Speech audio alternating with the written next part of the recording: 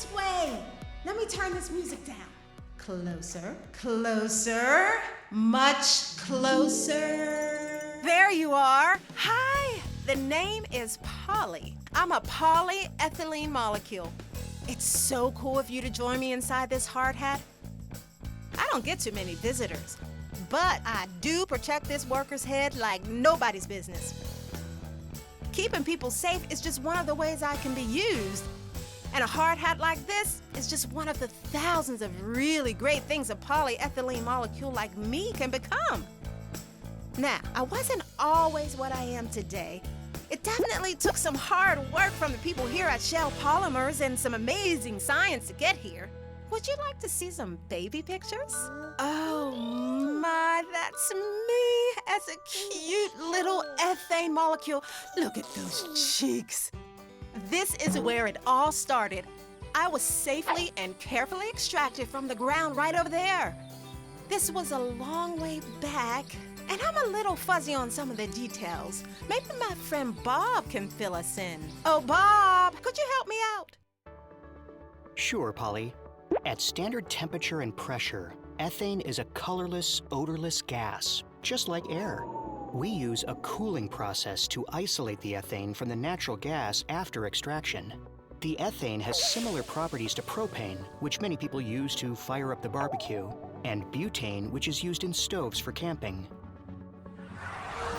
From there, I rode through a pipeline, over the mountains and through the forest, all the way to Shell's facility in Beaver County, Pennsylvania. This place is huge. First stop, the ethylene cracking units.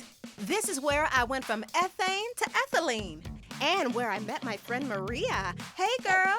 Polly's first stop within the facility was at the ethylene cracking unit. Ethane molecules are first heated to a very high temperature, more than 1,500 degrees Fahrenheit. This extreme heat breaks up or cracks off pieces, leaving a smaller molecule. After being heated, the smaller molecules are compressed under high pressure and then cooled at negative 270 degrees Fahrenheit. This process turns poly from ethane into ethylene. Pretty cool, right? I cracked myself up.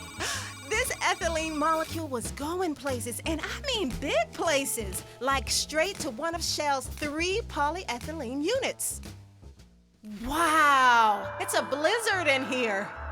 Choices, choices, choices. Will I become linear low-density polyethylene, which is used to make things like plastic wrap, food packaging, and medical supplies? Or a high-density polyethylene to be used to make things like car parts, containers for shampoo and bubble bath, and playground equipment? Luckily, my friend Steve was here to help.